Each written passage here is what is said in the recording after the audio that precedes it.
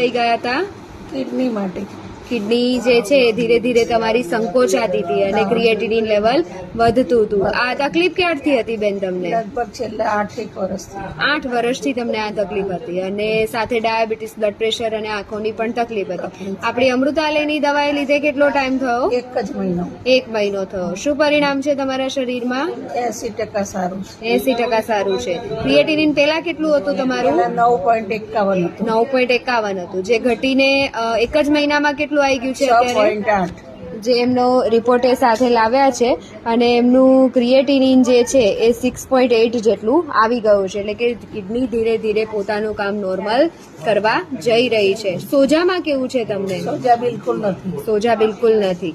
સરસ બેન, તમને એક જ મહિનામાં ઘણું સારું પરિણામ મળ્યું છે. હજુ તમને તમારા પગની જે નસો ખેંચાય છે, તમને આંખોની જે તકલીફ થઈ રહી છે, એમાં સારું પરિણામ મળે એ પ્રમાણે અમારી અમૃતાલયના દવાના પ્રયાસ ચાલુ રહેશે. સાથે ભાઈ આવ્યા છે. તમને શું પરિણામ લાગે છે બેનની અંદર?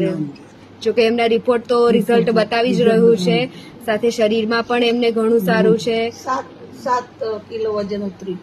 7 કિલો વજન ઉતર્યું અને આપણી આ 1 મહિનાની દવાની અંદર 77 હતું, 70 થયું. 1 મહિનાની અંદર 7 કિલો જેટલું તમારું વજન ઉતર્યું છે. શું કિડનીના લીધેથી જે સોજાનો ભાગ ને એ બધું નીકળ્યું, પાણીનો ભાગ અને